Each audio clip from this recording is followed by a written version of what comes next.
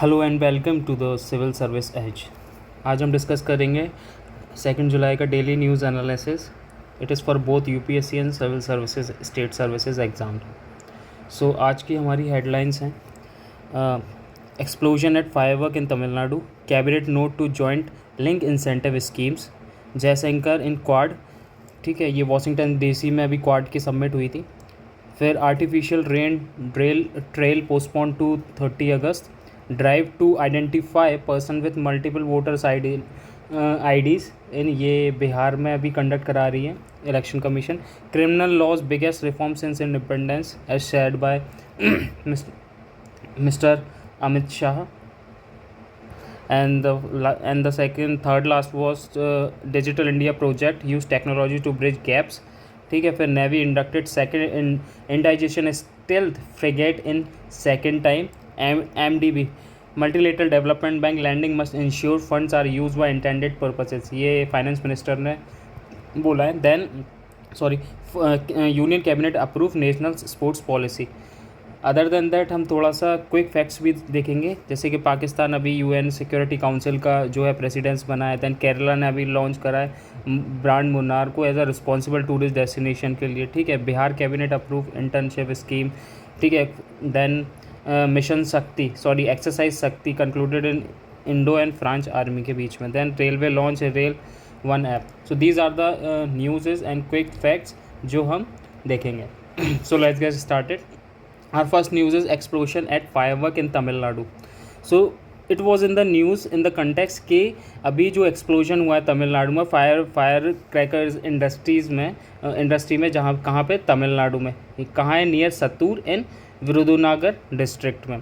तो थोड़ा सा अगर हम सिंप्लीफाइड वर्जन में इसको देखें कि जो फायर वर्क की जो केमिस्ट्री होती है वो कैसे होती है, तो कैसे क्या क्या इंग्रेडिएंट्स यूज़ होते हैं। तो उसमें यूज़ होते हैं पहले oxidizers, fuels, colouring agents and binders. जो ऑक्सीडाइजर्स होते हैं जैसे कि नाइट्रेट और क्लोरेट्स, वो क्या करते हैं, वो ऑक्सीजन को रिलीज़ करते हैं, किसके लिए, एक्सप्लोजन के लिए। देन फ्यूल कुछ यूज़ होते हैं फॉर बर्निंग, जैसे कि चारकोल फ्यूल यूज़ होता है ताकि वो फायर क्रैक को हम बर्न कर सकें। फर्दर अगर मूव करते हैं तो हम देखते हैं कि कलरिंग एजेंट्स होते हैं कि डिफरेंट टाइप ऑफ कलर्स हमें जो है फायर क्रैकर्स में देखने को मिलते हैं कि जैसे for example aluminium white colour को निकालता है, बेरियम जो है ग्रीन कलर को शो करता है। ठीक है, ये कुछ ब्राइट कलर्स को शो करते हैं। देन उनको जो फायर क्रैकर्स होते हैं उनको बाइंड करते हैं टुगेदर थ्रू बर्निंग, तो वो बाइंडर्स का इस्तेमाल करा जाता है। तो बेसिकली 4 चीज़ें हैं, oxidizer, fuel, colouring and binders. इन तीनों चारों प्रोसेस को मिला के जो कि इंग्रेडिएंट्स होते हैं हमारा फायर क्रैकर बनता है। अब देखें कि हमारी जो कुछ एग्जिस्टिंग फायर क्रैकर्स की गाइडलाइंस हैं वो क्या क्या है और कौन प्रेजेंट करता है। तो पैसो है, ठीक है, जिसे हम कहते हैं कि petroleum and explosive safety organisation, जो 2008 में कुछ रूल्स दिए थे regarding the atom bomb, Chinese crackers, garlands, maroons after supreme court order. फिर कुछ लिमिट्स भी सेट करी, जैसे कि फायर क्रैकर्स में कि 20% सल्फर होना चाहिए, नाइट्रेट 57% होना चाहिए, एल्यूमिनियम 24% होना चाहिए। एंड फर्दर सुप्रीम कोर्ट ने 2016 में क्या करा कि कुछ चीज़ों को फायर क्रैकर्स के अंदर बैन कर दिया, जैसे कि एंटीमनी, लिथियम, मरकरी, आर्सेनिक और लीड। कुछ हार्मफुल ऐसे एलिमेंट थे, केमिकल एलिमेंट थे, जिनको सुप्रीम कोर्ट ने 2016 में जो है बैन कर दिया। नाउ मूविंग फर्दर हम थोड़ा इन डिटेल में पैसों को देख लेते हैं। So PESO is a petroleum and explosive safety organisation. Okay, so what does it do कि ये एक रेगुलेटरी बॉडी है, it is a regulatory body and ये रिस्पॉन्सिबल है चीज़ों के लिए, रिस्पॉन्सिबल फॉर, ठीक है, तो सेफ्टी ऑफ एक्सप्लोजिव से, ठीक है, पहला। देन सेकंड हमारा हो गया पेट्रोलियम प्रोडक्ट से,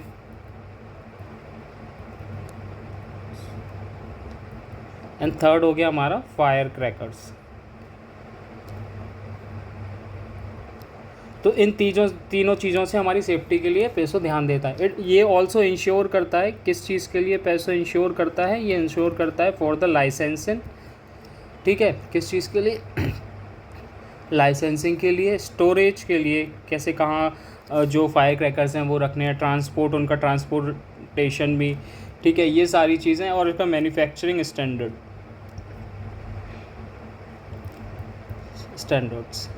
तो ये सारी चीज़ें जो है पैसों देखता है। So this is all about our first news. Second है cabinet note to linked incentives scheme. अब ये रिसेंटली में क्या, गवर्नमेंट ने ना लिंक इंसेंटिव स्कीम निकाली है फॉर द एम्प्लॉयमेंट।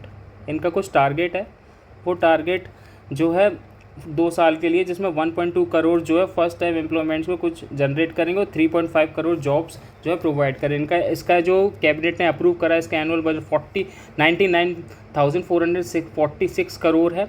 इसका जो ऑब्जेक्टिव है तो boost job creation specially in the manufacturing sector में। तो मैन्युफैक्चरिंग सेक्टर में क्या करेंगे, ये जॉब्स का क्रिएशन करेंगे।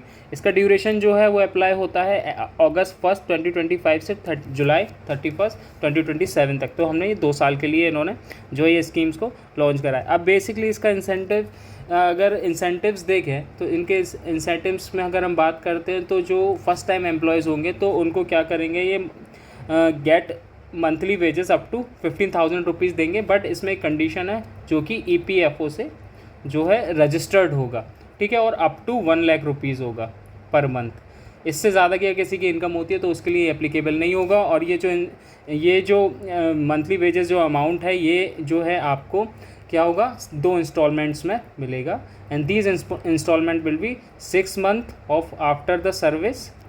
6 महीने की सर्विस आप जब कर लोगे, एंड द सेकेंड इंस्टॉलमेंट आपको मिलेगी जो कि 12 मंथ के बाद, 12 मंथ के बाद, प्लस अगर आपने कोई भी साथ में एक फाइनेंशियल लिटरेसी कोर्स करा हुआ है, ठीक है, उसके बाद आपको ये चीज़ मिलेगी।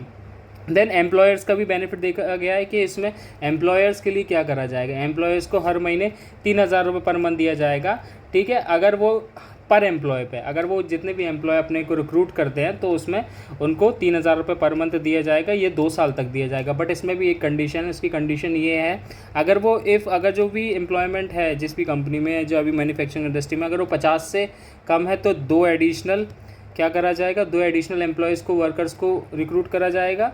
अगर 50 से कम है तो अप्रॉक्स 5 वर्कर्स जो हैं उसको आप रिक्रूट करोगे। तो ये फॉर एम्प्लॉयज़ का बेनिफिट देखा गया। एंड फॉर मैन्युफैक्चरिंग के लिए अगर हम बात करें तो इनका मैन्युफैक्चरिंग के लिए तो इनके जो इंसेंटिव्स हैं वो एक्सटेंड कर दिए गए हैं 3 और 4th ईयर के लिए भी, ठीक है। एलिजिबिलिटी की हम बात करें तो ये मैंने आपको बता दिया, 1 लाख पर मंथ सैलरी से बिलो जितने भी होंगे वो क्वालिफाई करेंगे। और ये वाइडर पैकेज है, part PM5 scheme package, annual announcement budget 2024 and 2025 sorry. Then इसका कुछ जो है ऑर्गेनाइजेशंस, इंस्टीट्यूट कुछ क्रिटिसिज्म कर रहे हैं, जैसे ट्रेड यूनियन इसका क्रिटिसिज्म कर रही है, CITU क्रिटिसाइज़ कर रही है कि these are schemes as a subsidiary for the employees. तो इससे जो है कहीं ना कहीं ये चीज़ हैम्पर होगी। सो गवर्नमेंट का एक बहुत बड़ा टारगेट है कि 3.5 करोड़ जॉब्स को जो है जनरेट करना है in 2 years. Moving to our next news कि जो अभी रिसेंट में क्या हुआ कि जयशंकर जो है क्वाड समिट के लिए कहाँ गए थे, USA में गए थे। कहाँ पे ये हुई है hosted, it is hosted in Washington DC, ठीक है, जहाँ पे क्वाड, ठीक है, जहाँ पे कुछ हमारे जो क्वाड्स के जो मेंबर्स थे, जैसे कि India, US, Australia and Japan, ये हमारे क्वाड के 4 मेंबर्स हैं। They work for basically for a maritime security, logistics, education, political coordination. तो क्वाड में बेसिकली ये चीज़ें डिस्कस होती है। बट अभी जो हमारा जो जयशंकर साहब गए थे वहाँ पे उन्होंने एक बहुत ही असर्टेड वे में कहा कि India has a every right to defend its people against terrorism. मतलब जो इंडिया की पॉलिसी रहेगी वो ज़ीरो टॉलरेंस पॉलिसी रहेगी ऑन टेररिज्म। और क्वाड को ये एम्फेसाइज करा है कि that Quad partner should respect and support this right. Fine. फिर इंडिया का जो सेकंड कमिटमेंट हमेशा बात करता है, इंडिया बोलता है कि free, open and rule based Indo Pacific जो है आपका सपोर्ट रहना चाहिए और इस बेसिस पे, इस जिनिस पे काम करना चाहिए। Then another announcement, India would host the next जो है क्वाड समिट होस्ट करेगा। This is very important, you should know this, ये MCQ में आ जाएगा। Focus on efficiency and also focus on efficiency. Finance minister ने, फॉरेन मिनिस्टर ने बोला कि more comprehensive at Quad focus through better coordination and streamline work group. तो हमें एक बेहतरीन स्ट्रीमलाइन वर्क ग्रुप की ज़रूरत है, कोऑर्डिनेशन की ज़रूरत है और प्रॉपर एक स्ट्रक्चर वे में, स्ट्रीमलाइंड वे में हमें जो है क्वाड को आगे लेके जाना चाहिए for the betterment of the Indo Pacific region. Moving further then हमारा अनदर है, हमारी जो अभी रिसेंट में अभी बात चल रही थी कि जो हमारी आर्टिफिशियल रेन करानी थी दिल्ली में, उसको पोस्टपोन कर दिया है फ्रॉम 1 जुलाई से, उसको हटा के अब कब कर दिया है, अगस्त 30 के बाद। तो ये हम देखेंगे कि इसको पोस्टपोन करने में IMD और IITM ने एडवाइस करा है। उसका रीज़न ये है कि मानसून जो है अभी वो रिसेंट में आने वाला है, ठीक है, दिल्ली में कोई जगह आ भी चुका है, तो इस चक्कर में इसको डिले करा गया है। फॉर इसके बेटर के लिए, कि बेटर रिजल्ट के लिए, बेस्ट रिजल्ट के लिए इसको अगस्त 10 और सितंबर 30 के बीच में कराया जाएगा। अब हम थोड़ा देख लेते हैं कि आर्टिफिशियल रेन होता क्या। आर्टिफिशियल रेन बेसिकली होता है कि हम क्या करते हैं, हम क्लाउड सीडिंग करते हैं। क्लाउड सीडिंग ये क्या है, क्लाउड सीडिंग मतलब जैसे क्लाउड्स में जो है सीड करा जाएगा किस चीज़ को, वेरियस केमिकल्स को, जैसे कि तो सिल्वर आयोडाइड, पोटेशियम आयोडाइड और dry ice as spread into the clouds using aircrafts, ठीक है। तो इसको क्लाउड में जो क्या करा जाएगा, सीड करा जाएगा, and these chemical act as a nuclei and attract moisture forming rain drop. तो ये क्या करता है basically, it is a artificial rain is a technique, ये टेक्निक है हमें जो है रेन कराने की, आर्टिफिशियली रेन कराने की। अब ये कराते कैसे हैं, अब ये जो क्लाउड्स होंगे ना, जो हमारे क्लाउड्स होंगे ऐसे, उसमें क्या करा जाएगा, थ्रू हेलीकॉप्टर क्या करेंगे, हम सीड करेंगे। किस चीज़ को सीड करेंगे, हम वेरियस केमिकल को, जैसे कि सिल्वर आयोडाइड को, पोटेशियम आयोडाइड को, ड्राई आइस को हम क्या करेंगे, जो इसमें सीड करेंगे। अब ये सीड करेंगे तो इसमें क्या होगा, जो इसके न्यूक्लियस होंगे ना, वो क्या होंगे, अट्रैक्ट करेंगे मॉइस्चर्स को, एंड फॉर्म क्या करेंगे, रेन ड्रॉप्स को फॉर्म करेंगे, एंड रेन ड्रॉप्स फॉर्म करेंगे तो suddenly it will be start raining. So this is called artificial raining. अब ये दो टाइप की आर्टिफिशियल रेनिंग होती है, जिसे हम कहते हैं hygroscopic seeding and glycogenic seeding. Hydroscopic seeding में क्या होता है, वाटर ट्रेवल मर्ज करती है वार्म क्लाउड से, वेयर ग्लाइकोजेनिक सीडिंग में क्या करते हैं, हम trigger ice formation in cold clouds, हम आइस को फॉर्म करते हैं किसमें, कोल्ड क्लाउड्स में, ठीक है, हम ट्रिगर करते हैं बेसिकली, और जल्दी से वहाँ पे आइस जो है क्या करे, हमारी फॉर्म हो जाए। ओके, मूविंग फर्दर, अब नेक्स्ट है हमारा drive on identity person with multiple voters IDs. मतलब रिसेंट में क्या हो रहा है कि जो हमारे इलेक्शन कमीशन है, वो इलेक्शन कमीशन क्या कर रहे हैं, वो स्पेशल इन्वेस्टिगेशन रिवीजन SIR जो है कंडक्ट करा रहे हैं in Bihar for the first time from June 25 to सितंबर 35। अब इसका रीज़न क्या है, इसका रीज़न ये है कि वहाँ पे जो मल्टीपल जो वोटर आईडीज़ लेके लोग रह रहे हैं, वो जो कि इलीगल है मल्टीपल वोटर आईडी कार्ड्स को रखना, तो इस वजह से क्या होता है, कहीं ना कहीं वोटिंग हैम्पर्स होती है कि एक वोटर आईडी पे मल्टीपल वोटर आईडी पे आप काफ़ी सारे वोट दे देते हो, और जो हमारी इलेक्शन प्रोसेस है उसको कहीं ना कहीं आप हैम्पर करते हो। तो voters can only vote from their place of ordinance residence, तो जहाँ पे वो रेसिडेंट हो के वहीं से वोट कर सकते हैं, and not where they own property, जहाँ पे वो प्रॉपर्टी ओन करते हैं वहाँ से बिल्कुल वोट नहीं करेंगे, ठीक है। Secondly, multiple voter cards is illegal as I said, कि वहाँ पे बहुत जितने भी अगर एक आदमी के बहुत सारे वोटर आई डी कार्ड हैं वो इलीगल हो जाएंगे। फिर 4.96 voters must be verified details via forms. तो ये इसमें जो हमारे चीफ इलेक्शन कमीशन ने करा है, और ऐसे भी आगे ये ऐसे अभी इनिशियल स्टेट में बिहार में करा है, फिर अदर स्टेट्स में भी इसको करा जाएगा। अपोजिशन फियर जेन्युइन वोटर्स में लेफ्ट आउट, तो ये एक बहुत बड़ा क्रिटिसिज्म है कि अपोजिशन की तरफ से जो है रिटेलिएशन आ रहा है, कि वो ये कह रहे हैं, उनका ये मानना है कि जो इसकी वजह से जो ये स्पेशल इन्वेस्टिगेशन रिवीजन आप जो कर रहे हो, स्पेशल इंटेंसिव रिवीजन जो आप कर रहे हो, उसमें क्या है कि बहुत सारे जो जेन्युइन वोटर्स हैं वो लेफ्ट आउट हो जाएंगे। थोड़ा सा हम देख लेते हैं कि अगर CEC क्या होता है। तो CEC बेसिकली है कि हमारे ये चीफ इलेक्शन कमिश्नर होते हैं, इनको जो head of the election commission होते हैं, फाइन, ठीक है। It is he is appointed, he और she is appointed by the president of India, and usually basically he is a senior civil servant होते हैं, ठीक है। एंड ये रिस्पॉन्सिबल होते हैं for conduct of free and fair election के लिए, फाइन। अब ये free and fair elections conduct कराते हैं, और इलेक्शन कौन से कंडक्ट कराते हैं, basically Lok Sabha, Rajya Sabha, state legislative assemblies, office of the president and vice president, state legislative assemblies, state election commission, ये और भी इसमें इंक्लूडेड होते हैं with the coordination of the chief election commission या चीफ इलेक्शन कमिश्नर के उससे बेसिस पे काम करते हैं। तो अभी करेंटली में हमारे जो चीफ इलेक्शन जो कमिश्नर हैं वो हमारे ज्ञानेश कुमार हैं, ठीक है, श्री ज्ञानेश कुमार जी हैं। मूविंग फर्दर, हमारी फिर जो नेक्स्ट न्यूज़ है, criminal law biggest reform since independence. तो जो अभी रिसेंटली अमित शाह ने बोला है कि जो हमारे 3 क्रिमिनल लॉज हैं, ठीक है, वो क्या है, बहुत ही इफ़ेक्टिव हैं। जैसे कि भारत न्याय संहिता BNS, जिसने रिप्लेस करा है IPC 1860 को, भारतीय साक्ष्य replace Indian evidence act 1872, and भारतीय नागरिक सुरक्षा संहिता रिप्लेसेस CRPC 1898। तो इन तीनों को, जो हमारी ये कॉलोनियल लेगेसी हम लेके चल रहे थे, वो उसको कहीं ना कहीं इसको रिप्लेस करा है। और साथ ही साथ कॉलोनियल हमारी जो लेगेसी थी, जो हम लेके चल रहे थे, ये IPC, ठीक है, IEA इंडियन एविडेंस एक्ट और CRPC को, इसको तो हमने कॉलोनियल लेगेसी को मतलब हटाया ही, साथ हमने और चीज़ भी एम करी है कि जो हमारे जो न्यू ये क्रिमिनल लॉज हैं, उसमें ट्रांसपेरेंसी बढ़े, सिटीजन सेंट्रिक हो, ठीक है, टाइम बाउंड जस्टिस जो है प्रिवेल करे। और साथ ही साथ और की बेट फीचर्स भी हमने ऐड करे हैं, जैसे कि टेक्निकल बेस्ड प्रोविजंस, ठीक है, टेक्नोलॉजी का यूज़ करा है ताकि हम इंश्योर कर सकें फास्टर एंड फेयरर ट्रायल, ठीक है, strict timelines for police, prosecution and judiciary, ठीक है, इनके लिए स्ट्रिक्ट टाइमलाइंस दी गई हैं। एविडेंस एंड समवन नोटिफिकेशंस भी करे गए हैं 11 स्टेट यूटीज़ में। कम्युनिटी सर्विस भी as a punishment notified in 12 state. तो ये सारी चीज़ें जो हैं क्या और भी हमने रिफॉर्म करी हैं और ऐड ऑन करी हैं हमारे न्यू क्रिमिनल लॉज से। अब इसका बेसिकली इम्पैक्ट क्या है, हम बेसिकली किस चीज़ के लिए कर रहे हैं, तो हमारा इसमें बेसिक इम्पैक्ट है कि boosting conviction rates and changing public perception for fear to trust in filing FIR। तो अभी होता क्या है कि रिसेंट में बहुत लोग FIR फाइल ही नहीं कराते, एक नॉर्मल पेपर पे कंप्लेंट दे देते हैं, ताकि बिकॉज उन पर due to lack in the process, और बहुत सारा लैक इन द प्रोसेस जो हमारा क्रिमिनल लॉ में है। और साथ ही साथ कि इसमें टाइम डिलेज बहुत होते हैं कि पता नहीं कब क्या होगा। तो ये वाली चीज़ यहाँ पर रिफॉर्म करी और टैग बेस्ड करा गया और सारे ट्रांसपेरेंसी को इंक्रीज़ करा गया है। साथ ही साथ सिटीजन सेंट्रिक बनाया गया और टाइम बाउंड जस्टिस जो है प्रोवाइड करा जाएगा।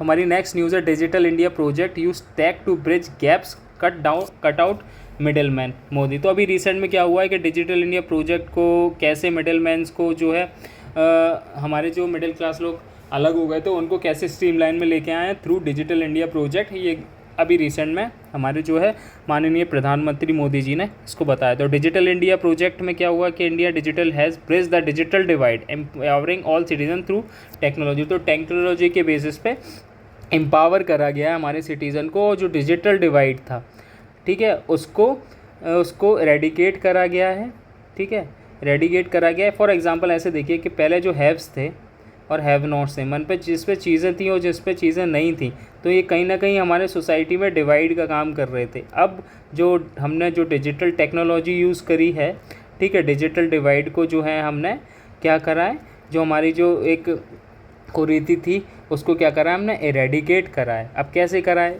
Through from limited digital access to in 2004, तब हमारा लिमिटेड डिजिटल एक्सेस था, बट वो ट्रांसफॉर्म करके in governance, learning and transaction में इंप्रूव हुआ है। 44 lakh crore transfer via DBT, तो हमने डायरेक्ट बेनिफिट ट्रांसफ़र से करा है, जहाँ पे हमारे काफ़ी सारे लीकेज होते थे। 3.48 लाख करोड़ का लीकेजेस होते थे। फिर हमने स्वामित्व स्कीम करी। स्वामित्व में बेसिकली जो हमारे प्रॉपर्टी कार्ड्स होते हैं वो बनते हैं। It comes under ministry of Panchayati Raj. तो जितने भी हमारे जो प्रॉपर्टी के कार्ड्स थे, जो मैपिंग उनकी सही नहीं हो रखी थी, ठीक है, तो वो सारी चीज़ें कहीं ना कहीं हमारी फॉर्मल वे में कहीं ना कहीं खो सी गई थी, बट इन टेक्निकल वेज उसको इम्प्लीमेंट करके डिजिटल टेक्नोलॉजी को इंट्रोड्यूस करके वो स्ट्रीमलाइन करा गया और उस प्रोसेस को सामने लेके आए हैं। तो डिजिटल प्लेटफॉर्म्स अलग हैं, जैसे आधार, डिजी लॉकर, फास्टैग, ये कहीं ना कहीं हेल्प करा है हमारी ग्लोबल इमेज को सुधारने के लिए। और साथ ही साथ क्या है, जो हमारे जो पीपल हैं उनको सिटीजन सेंट्रिक ये चीज़ें लेके आए हैं और थ्रू डिजिटल टेक्नोलॉजी और डिजिटल पब्लिक इंफ्रास्ट्रक्चर हमने डेवलप करा है, और वो हमारा जो है वर्ल्ड में हमारी प्लेस को एक अलग ही रिकॉग्निशन दे रहा है। तो ये अभी हमारे जो माननीय प्रधानमंत्री श्री नरेंद्र मोदी जी ने ये चीज़ बोली है। मूविंग फर्दर, अभी क्या हुआ है, रिसेंट में navy inducted second indigenous stealth frigate in record time. तो मतलब अभी जो हमारा P-17 है, जो हमारा प्रोजेक्ट है जिसके अंदर नेवी के लिए हम कुछ वॉरशिप्स जो है वो डिज़ाइन कर रहे हैं, तो वहाँ पे क्या हुआ है, वहाँ पे हमने क्या करा है, अभी हमने नया इंडक्ट करा है INS उदयगिरी। ये हमारा सेकंड जो है INS उदयगिरी, ये हमने इसमें इंट्रोड्यूस करा है, ठीक है। अब इससे पहले हम इसको न्यूज़ को जाने, हम जानते हैं कि स्टील्थ फ्रिगेट क्या होता है? स्टील्थ फ्रिगेट तो हम समझते हैं स्टील्थ फ्रिगेट क्या होता है, ठीक है। स्टील्थ फ्रिगेट क्या होता है? स्टील्थ फ्रिगेट में क्या होता है कि ये एक वॉरशिप है, ये वॉरशिप है, ये डिज़ाइन करा जाता है, ये इसलिए डिज़ाइन करा जाता है क्योंकि हम जो है रेडार से प्लस सेंसर से जो है ओशंस वगैरह में बच सके। सो बेसिकली स्टील फ्रिगेट वो वॉरशिप है जो डिज़ाइन करा जाता है to avoid the detection by enemy radars and sensors. मतलब जो हम डिटेक्ट कर लिए जाते थे ना, तो सॉरी 1 सेकेंड,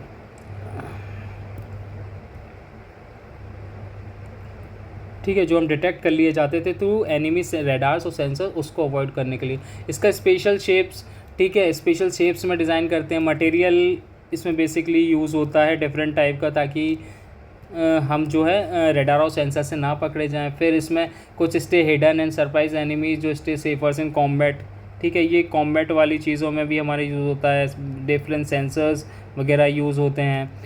फिर बहुत ही मतलब ये मान लीजिए कि एडवांस टेक्नोलॉजी से ये चीज़ बनाई जाती है। एंड व्हाट इज़ प्रोजेक्ट ए?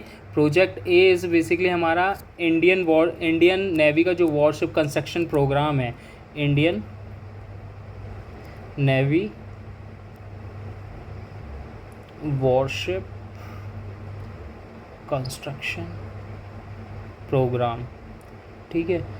ये क्या करता है? इसमें हमें नेक्स्ट जनरेशन्स वॉरशिप्स बनाने हैं, नेक्स्ट जनरेशन वॉरशिप्स, और वो वॉरशिप्स ऐसे होंगे कि वो it includes a technology of stealth frigate, ठीक है।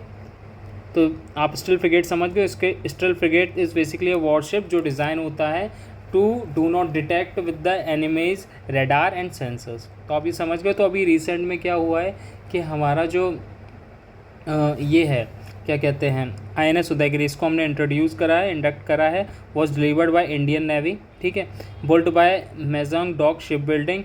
It is followed by Shivalik class project 17 frigate. तो ये हमारा is built by Mazagon dock ship, equipped for blue water missions, मतलब ओशियंस बेसिकली उसके लिए करा गया है। And it is both conventional and non conventional threats के लिए।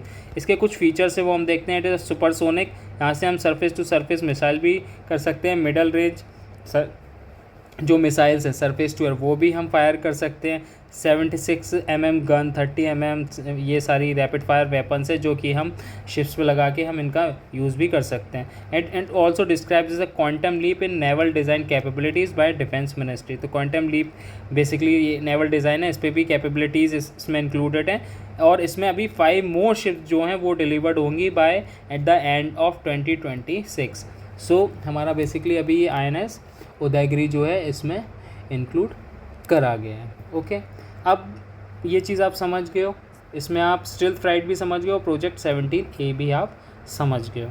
आगे बढ़ते हैं। अब MDB lending must ensure funds are used for intended purposes. तो बेसिकली हमारी फाइनेंस मिनिस्टर हैं निर्मला सीतारमन जी, उन्होंने अभी क्या करा है कि उन्होंने बोला है कि जो MDB जो लैंडिंग करता है उसको भी आप ध्यान में रखिए, उसको मॉनिटर करिए। तो finance minister stress upon multi development banks which must ensure loans used for intended development purposes. मतलब जो भी ये लोन प्रोवाइड कर रहा है वो स्पेसिफिकली उसके इंटेंडेड पर्पस के लिए होना चाहिए जिसके लिए वो लोन दिया जा रहा है, ना कि उसका यूज़ कहीं और हो रहा है, ठीक है। तो ये चीज़ को मॉनिटर करने के लिए निर्मला सीतारमन जी ने रखा हुआ है। तो India urge IMF and IDB to review aid to Pakistan citing misuse of military spendings. अब what is MDB? MDB is a international bank that give loans and support to the countries for the developing projects like road, schools and health, ठीक है। इन सब चीज़ों के लिए जो है क्या करा जाता है, मल्टी डेवलपमेंट बैंक जो है वो लोन प्रोवाइड करते हैं ताकि टेक्निकल असिस्टेंट भी मिल सके इनको, लोन्स, ग्रांट, ये सारी चीज़ें इसके अंदर आती हैं।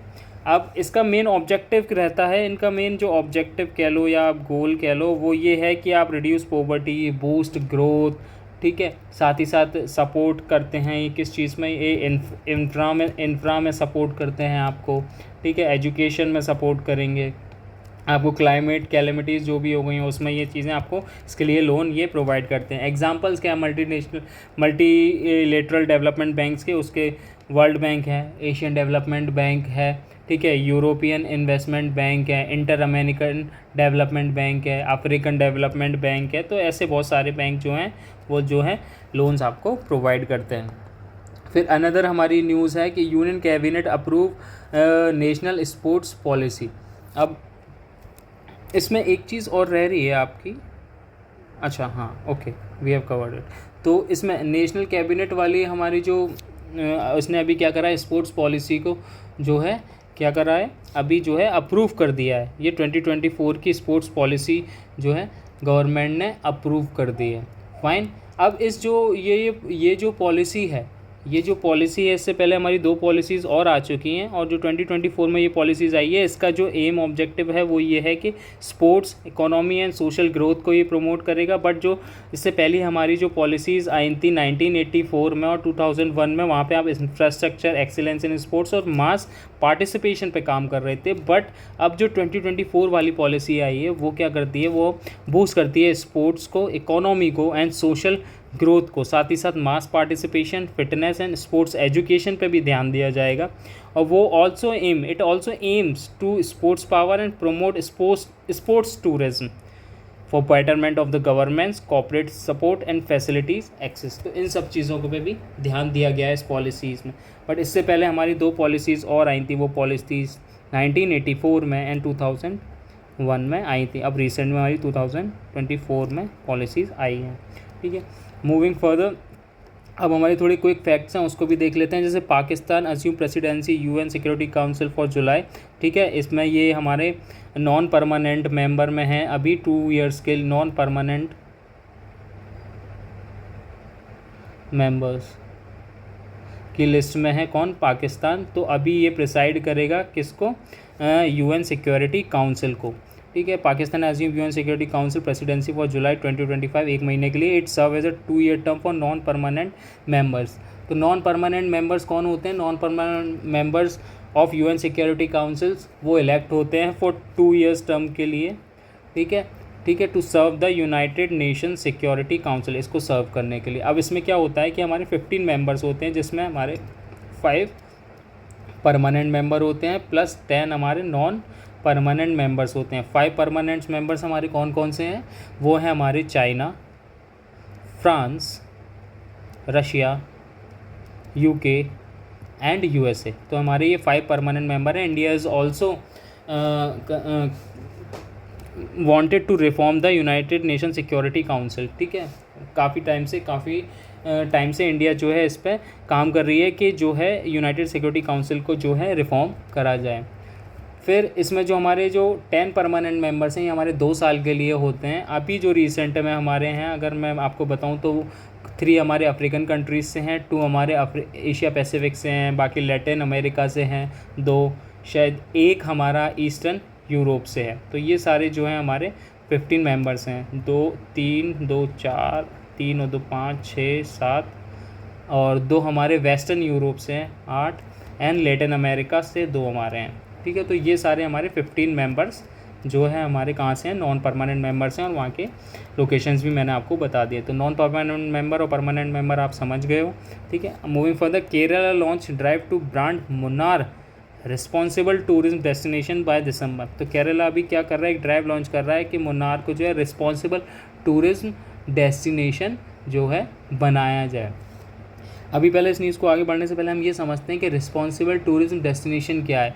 ये बेसिकली टूरिस्ट लोकेशन है जो कि फॉलो करते हैं, इसमें क्या करते हैं हम, सस्टेनेबल डेवलपमेंट, ठीक है, उस पर फोकस करेंगे, इंक्लूसिविटी पे फोकस करेंगे, इको फ्रेंडली टूरिज्म पे फोकस करेंगे, मतलब क्लाइमेटिक रिलेटेड चीज़ें फोकस करेंगे, ताकि बेनिफिट कौन कौन हो, both local as well as जो हमारा लोकल कम्युनिटीज़ हैं प्लस हमारा एनवायरनमेंट, ये दोनों चीज़ें हमारी बेनिफिट हो। To promote sustainability, gender inclusiveness, ठीक है, साथ में इको फ्रेंडली टूरिज्म। तो बेसिकली केरला क्या कर रहा है, वो ब्रांड बना रहा है, लॉन्च कर रहा है ड्राइव को, किसमें, मुन्नार के लिए, for making responsible tourism destination RTD को as a rural tourism destination promote कर रहा है किसको, मुन्नार को। Then Bihar cabinet approves paid internship scheme for the youth. अब ये यूथ के लिए बिहार एक स्कीम लाई है, मुख्यमंत्री प्रतिज्ञा योजना, जिसमें अब बिहार कैबिनेट ने अप्रूव करा है। इसमें इंटर्नशिप प्रोवाइड करी जाएगी 8 to 20 ईयर, जिसमें स्टाइपेंड भी दिया जाएगा क्लास 12 वालों को 4000, ठीक है। साथ ही साथ इसमें 5000 रुपये ITI डिप्लोमा को दिया जाएगा। फिर इसमें 6000 के ग्रेजुएट्स और पोस्ट ग्रेजुएट्स को दिया जाएगा। तो ये सारी चीज़ें इन्होंने इस स्कीम में लॉन्च करी है। मूविंग फर्दर कुछ फैक्ट में और थोड़ा देख लेते हैं कि अभी रिसेंट में इंडो पैसिफिक आर्मी एक्सरसाइज शक्ति को कंक्लूड करा है, ठीक है। ये biennial Indo French joint military exercise होती है। इसका बेसिकली टू मिलिट्री कोऑपरेशन है, इंटरऑपरेबिलिटी पे काम करते हैं, फोकस इनका ये है। एंड सब कन्वेंशनल वॉरफेयर है, UN peacing operations under the chapter 4 of the UN charter. तो इस को फोकस में और इस वॉरफेयर को फोकस में रखते हुए ये क्या करते हैं, जो है मिलिट्री एक्सरसाइज करते हैं। तो ऑपरेशन एक्सरसाइज शक्ति किसके बीच में होती है, it is basically between India and France के बीच में। ये याद रख लीजिए, मोदी एंड मेलोनी, तो मेलोडी। शक्ति कहाँ से मिलती है, मेलोडी खा के मिलती है, ऐसे याद हो जाएगा आपको, ठीक है। फिर railway launch rail one app to ease ticket booking and travel services. ये किसने लॉन्च करा है, यूनियन मिनिस्टर अश्विनी वैष्णव ने करा है। Developed by crisis centre for railway information system, purpose one stop app to improve passenger experience. इसमें क्या होगा, आप क्या कर सकते हो, इसमें बेसिकली आप अनरिजर्व टिकट को बुक कर सकते हो। It is not for reserve ticket, ये याद रखना, नॉट फॉर रिजर्व टिकट। वो IRCTC की वेबसाइट से ही होगा, जो कि अभी 1 जुलाई से आधार इनेबल कर दिए। वो भी तत्काल वही लोग बुक कर सकते हैं जो 1 जुलाई से जिसने आधार ऑथेंटिकेशन करा हो, ठीक है।